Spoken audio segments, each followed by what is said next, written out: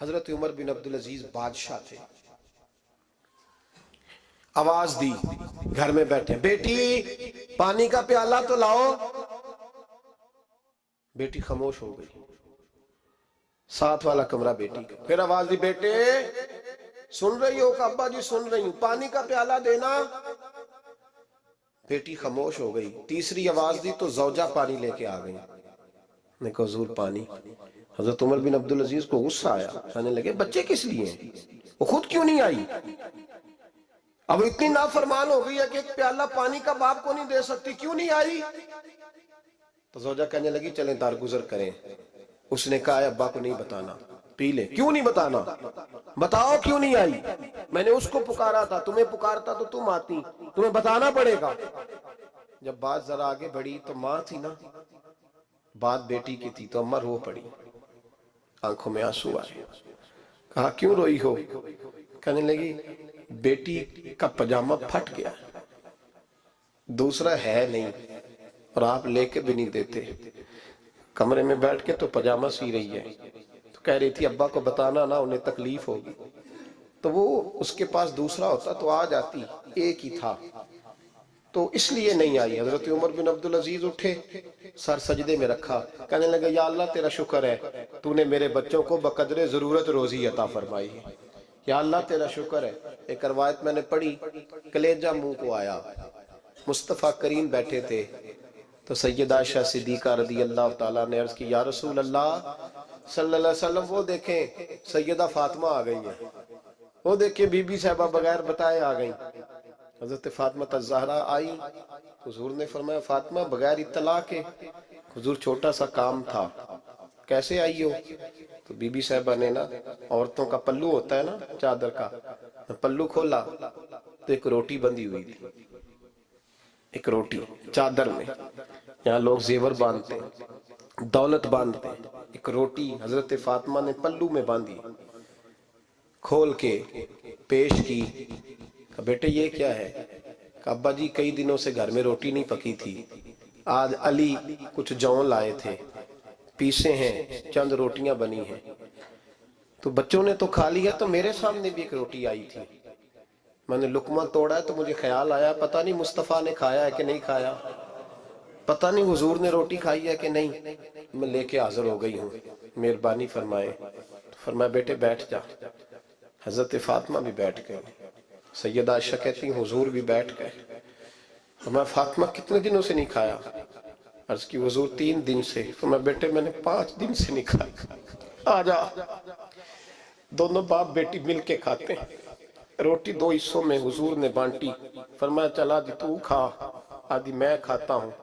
حضرت فاطمہ نے لقمہ توڑ کے منہ میں رکھا تو رو پڑی، حضور 5 دن سے نہیں کھائی۔ فرمایا بیٹے چپ کر، ہمارا دنیا سے کیا تعلق، ایک پل رہ گیا ہے، بس اللہ پھر جنت کی ساری نعمتیں عطا فرمائے، رونے والی بات ہی نہیں ہے اس میں، بس ہمارا کیا تعلق، ایک پل ہے، پھر مالک بڑا کچھ عطا کرے گا۔ او بھائی جو کائنات کے مالک و مختار تھے، جو ابرو کا اشارہ کرے تو حضرت جبریل جنت کی نعمتیں لے کے آ گئے، انہوں نے تو دنیا کی جانب توجہ ہی نہیں کی، ان کا تو خیال ہی نہیں آیا، دنیا ہی دنیا، دولت ہی دولت، ہر آدمی دولت کے ترازو میں تلنے لگا ہے۔ اب تو کلیجہ پھٹتا ہے، اب تو لوگ پوچھتے ہیں، اور میں کبھی کبھی بڑا مجبور ہوتا ہوں، آزمائش میں آ جاتا ہوں، لوگ کہتے ہیں جناب آپ سے کچھ قرآن کی آیات سننی ہے، آپ کتنے پیسے لیں گے؟ کچھ حدیثیں سننی ہیں، کیا اس کا معاوضہ ہوگا؟ آپ سے اس نبی کا نام سننا ہے جس کا آپ کھاتے ہیں، جس کے نام پر آپ نے عزتیں لی ہیں، ان کا نام سننا ہے، آپ کا ریٹ کتنا، آپ کتنے میں بیچیں گے؟ وہ نعت جو غذا ہے وہ کتنے میں بکے گی؟ جب دنیا داری کا یہ حشر ہو جائے کہ وہ رسول اگر ان کا نام نہ رہے تو ہماری سانسیں ہی نہ چلے، ان کا نام بھی جب اس طرح کمرشل کر کے لیا جائے اور اس طرح وہ چیزیں بھی ریٹ میں آ جائیں، تو بھائی اس سے بڑی اور دنیا داری کیا ہوگی؟ میرے رسول کریم سید عالم نور مجسم صلی اللہ علیہ وسلم نے اس دنیا کو محبوب نہیں رکھا، قاری نہیں بنایا، ماحول ہی نہیں بنایا۔ حضرت عیسیٰ علیہ السلام کی 450 سال عمر، کتنی 4.5 نہیں، میں نے کہا 450 سال حضرت عیسیٰ نے شادی نہیں کی، گاڑی نہیں بنایا، ایک پیالہ ہوتا تھا پانی پینے کا، ایک تکیہ ہوتا تھا۔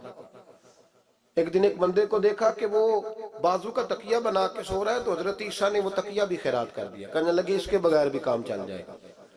ایک پیالہ تھا پانی پینے کا، ایک دن دیکھا ایک آدمی چلو میں پانی پی رہا، تو وہ پیالہ بھی اللہ کے راستے میں دے دیا، کہنے لگے اس کے بغیر بھی کام چلتا ہے۔ کسی نے کہا نکاح کیوں نہیں کرتے، گھر کیوں نہیں بساتے؟ تو فرمانے لگے 450 سال تو عمر ہے، اللہ کو راضی کروں کہ گھر بساؤں، سجدے کروں یا میں دنیا داری کروں؟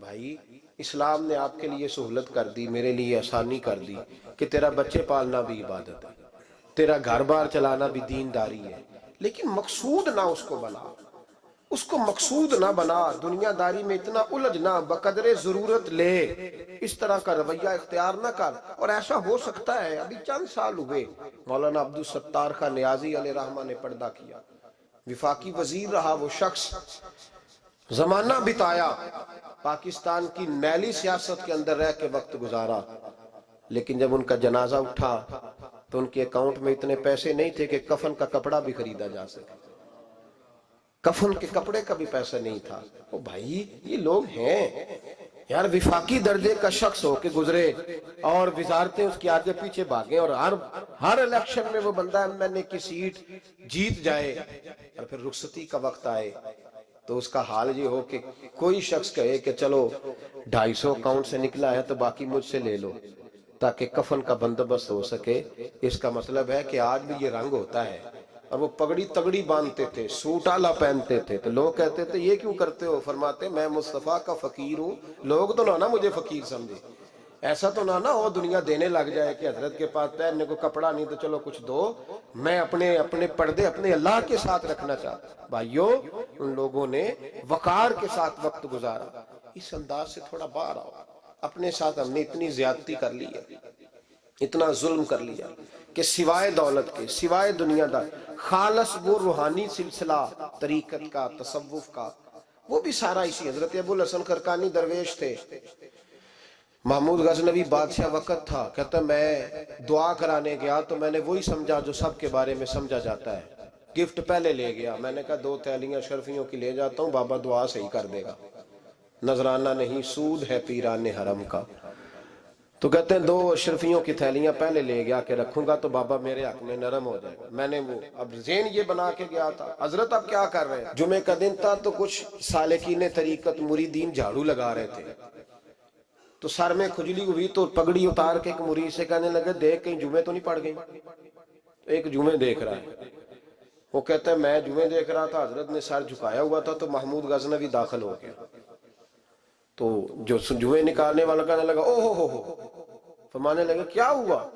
کہا حضور بادشاہ آ گیا۔ کہنے لگے چھوڑ، بادشاہ تو آتے جاتے رہتے ہیں، میں نے سمجھا تھا کوئی تگڑی سی جوں تیرے ہاتھ لگ گئی ہے، تو نے تو اس طرح کر کے شور مچایا جیسے بڑا کوئی انقلاب، بادشاہ آتے جاتے رہتے، بندہ یہ کیا ہو گیا؟ جوں دیکھ دھیان سے۔ تو محمود کہتا ہے میں تو دنیا دار قسم کا صوفی سمجھ کے آیا، تھیلیاں بھی شرفیوں کی رکھیں، تو بابا جی سے دعا کے لیے کہا میں سومناتھ کے مندر فتح کرنے جا رہا ہوں، دعا کرنا۔ تو بابا جی نے اندر سے کرتا منگایا،